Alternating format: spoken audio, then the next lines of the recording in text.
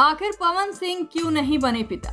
जी हाँ, जो पवन सिंह लाइव ये कहते नजर आए थे कि उन्हें अपनी मां का सपना पूरा करना है, उनके गोद में पोता रखना है।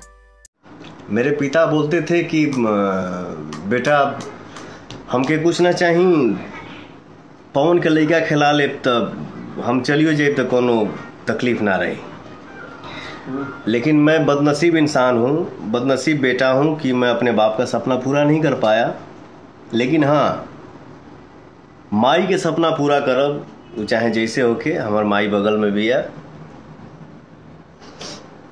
तो जी हाँ, जब पवन इस बात से इतने दुखी हैं तो क्यों वो पिता नहीं बने?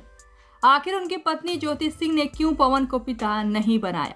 तो आपके इस सवाल का जवाब इस वीडियो में मिल जाएगा। कोई कहे या ना कहे, लेकिन खेसारी ने पवन की इस बात को लेकर कई बार मजाक बनाया है और भरी महफिल में बनाया है, जिससे आप सभी अच्छी तरह से वाकिफ हैं। पवन के बच्चे का इंतजार उनके फैंस बड़ी बेसब्री से कर रहे थे, लेकिन अफसोस उनकी एक इच्छा अधूरी ही रह गई, क्योंकि पवन और ज्योति के तलाक की खबरें जो सामने आ गई, इस खबर ने भोजपुरी इंडस्ट्री ही नहीं हर ओर खलबली मचा दी। क्योंकि पवन ज्योति से तलाक लेंगे ये किसी ने नहीं सोचा था। तलाक की अर्जी दायर होने के बाद ज्योति ने जो आरोप पवन सिंह पर लगाए वो काफी चौंकाने वाला था।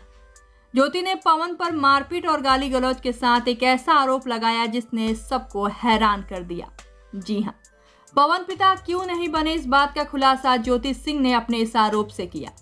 ज्योति ने अपने आरोप में ये कहा कि पवन ने उनका 2 बार गर्भपात कराया है, यानी कि ज्योति 2 बार पवन के बच्चे की मां बनने वाली थी, लेकिन पवन ने उनका दोनों ही बार गर्भपात करा दिया।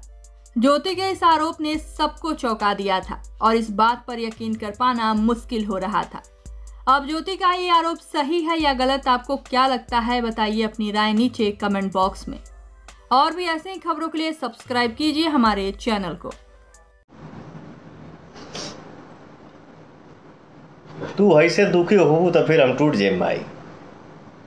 मेरी माँ हंसेगी तो फिर कुछ भी आएगा। तू ऐसे कमजोर हो तो फिर हम तो ऐसे ही टूट जाए।